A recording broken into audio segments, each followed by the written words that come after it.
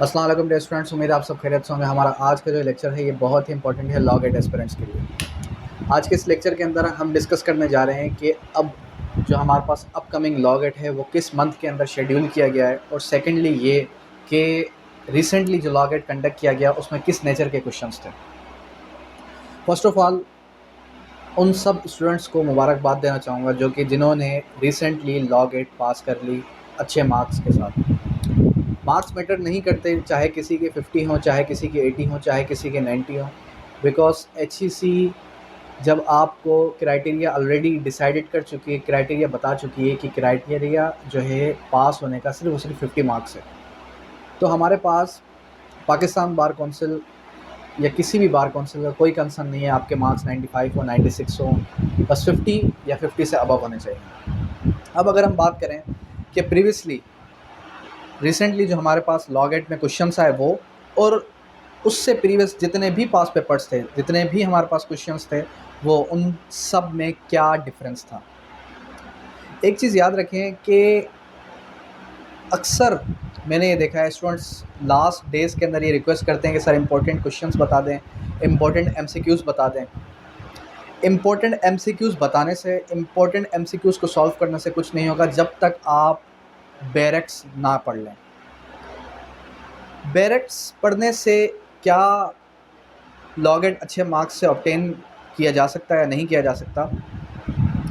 एक चीज़ याद रखें कि रिसेंटली जो लॉ गेट और उससे प्रीवियस जितने भी लॉ गेट्स हैं सारे के सारे बैरेक्ट से कॉपी पेस्ट हैं।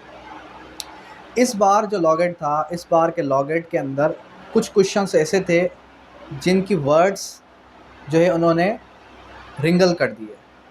प्रीवियसली में शल नॉट का वर्ड्स जो है वो देते थे, लेकिन इस बार इन्होंने क्या किया कि इस बार इन्होंने ग्रामेटिकल वर्ड्स हटा दिए। अब किसी भी एक लॉ के स्टूडेंट को कैसे पता चलेगा कि इस फिल इन द ब्लैंक में क्या आंसर आएगा, जब तक वो स्टूडेंट खोल कर वर्ड बाय वर्ड उस बैरक को पढ़ ना ले अच्छे तरीके से।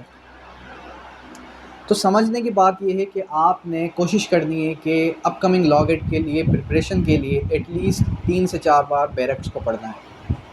अब बैरक पढ़ते कैसे हैं, ये जो हमारा गोल्डन बैच हम अनाउंस करने जा रहे हैं आज, इस गोल्डन बैच के अंदर हम आपको बैरक को भी पढ़ना सिखाएंगे, साथ ही साथ हम आपको वेब जनरेटेड सॉल्व जो है MCQs भी सॉल्व करना सिखाएंगे, और एटलीस्ट हम 3 to 4 टाइम्स जो है इस 10 सब्जेक्ट की प्रिपरेशन करेंगे। इस बार जो सवालात आए अगर उसको मैं डिस्कस करता चलूँ तो जैसे फॉर एग्जांपल हमारे पास वर्ड है इनक्रिमिनेटिंग क्वेश्चन, तो यहाँ पर जो लास्ट टाइम वर्ड आया था वो आया था शल नॉट बी। इस बार उन्होंने क्या किया, इस बार उन्होंने कोई और वर्ड, एनी का वर्ड और सूट का वर्ड को मिस कर दिया। डेट मीन्स के वर्ड बाय वर्ड आपको बैरक को पढ़ना है।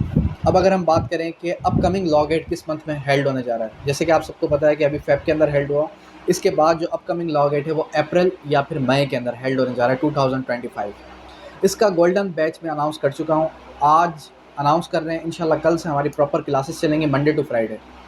सेकेंडली ये कि फ़र्स्ट ऑफ ऑल हम जो है गो थ्रू करेंगे कोड ऑफ सिविल प्रोसीजर, फिर कानून शहादत ऑर्डर, फिर लीगल एथिक्स, फिर उसके बाद जो है पाकिस्तान पेनल कोड, फिर कोड ऑफ क्रिमिनल प्रोसीजर, और उसके बाद कॉन्स्टिट्यूशन ऑफ पाकिस्तान, और फिर उसके बाद जो है लीडिंग केसेस, और उसके बाद इंटरनेशनल लॉ, और इंटरनेशनल लॉ के बाद जो है हमारे पास आ जाता है जूरिस्प्रूडेंस, और जूरिस्प्रूडेंस की भी 2 काइंड्स है जिसके अंदर हमारे पास आ जाता है इस्लामिक जूरिस्प्रूडेंस और साथ ही साथ मॉडर्न जूरिस्प्रूडेंस।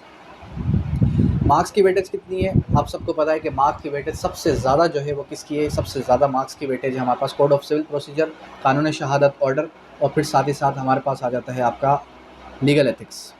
ये 3 सब्जेक्ट ऐसे हैं कि जिन 3 सब्जेक्ट्स पर अगर आपने अच्छे तरीके से कमांड हासिल कर ली, अच्छे तरीके से ग्रिप हासिल कर ली, तो आप इजीली लॉ गेट को पास कर जाएंगे। अब अगर हम बात करें कि बैरक को पढ़ना किस तरीके से, सबसे पहले हम क्या करते हैं, सबसे पहले हम जो है कानून शहादत ऑर्डर को ओपन करते हैं। कानून शहादत ऑर्डर जो है इसकी डेट ऑफ इन्फोर्समेंट क्या है, डेट ऑफ इनेक्टमेंट क्या है, 28 अक्टूबर 1984, और इसकी जो प्रोक्लेमेशन डेट है वो क्या है, 5th day of July 1977। Further ये एक्ट जो है किससे इसने रिपील किया, रिपील किससे किया, किससे ये चेंज हुआ, तो इंडियन एविडेंस एक्ट 1872 से ये रिपील होता है। अब आते हैं हम किसकी तरफ, आर्टिकल नंबर 2 की तरफ।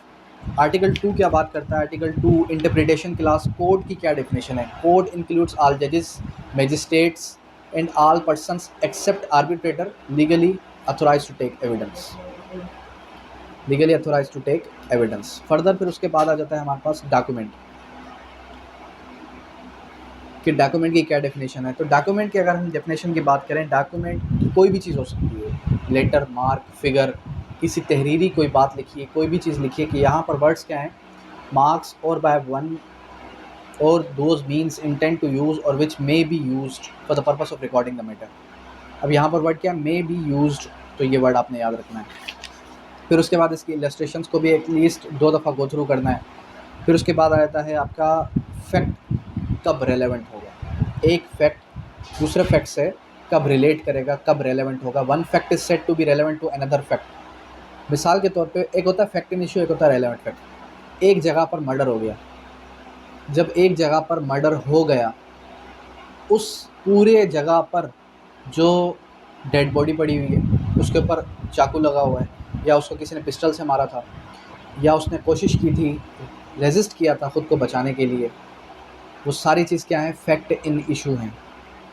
रेलेवेंट फैक्ट क्या होता है? रेलेवेंट फैक्ट मतलब कि those facts which are relevant to the fact in issue. मारने से पहले किसी की प्रिपरेशन, किसी का मोटिव, मारने से पहले जगह बिल्कुल ठीक थी, मारने के वक्त पे या मारने के बाद जब हमने देखा तो पूरा कमरा ही तहस नहस हुआ था, यानी कि दोनों के बीच में लड़ाई भी हुई है। हो सकता है कि पहले उसने प्री प्लानिंग ना की और सडनली सरकमस्टांसेस ऐसे बन गए कि उसको मारना पड़ गया, तो कुछ भी हो सकता है। वो क्या है, सब के सब वो क्या है, रेलेवेंट फैक्ट्स।